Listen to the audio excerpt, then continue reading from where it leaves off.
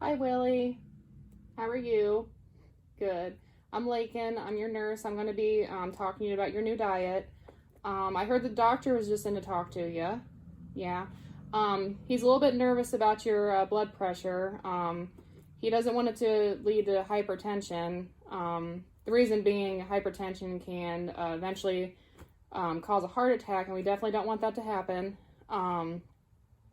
But he's went ahead and changed your diet from a regular diet to a cardiac diet. Cardiac diet is also known other places. It's also known as like heart healthy, low sodium, or like the DASH diet. Basically, we just want to lower the salt intake you have and the fat intake. I'm gonna go ahead and go through some of the permitted diets or foods you're allowed to have. For bread and grains, instead of getting like white rice when you go places, go ahead and try to get brown rice.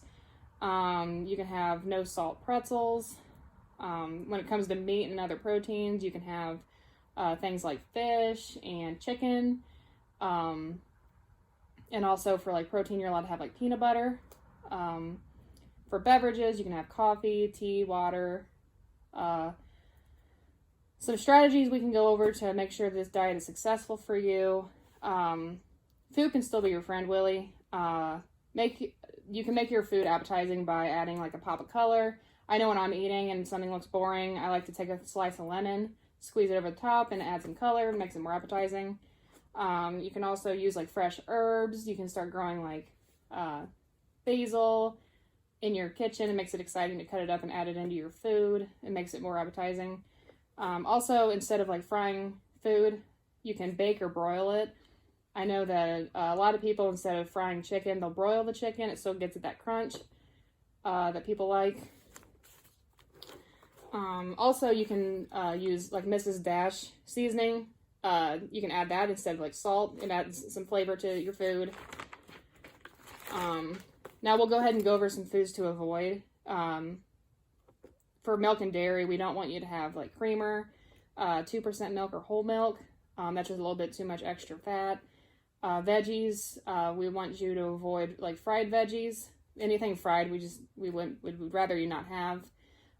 Breads, we would like you to stray away from like donuts and biscuits and pies. It's just too much fat.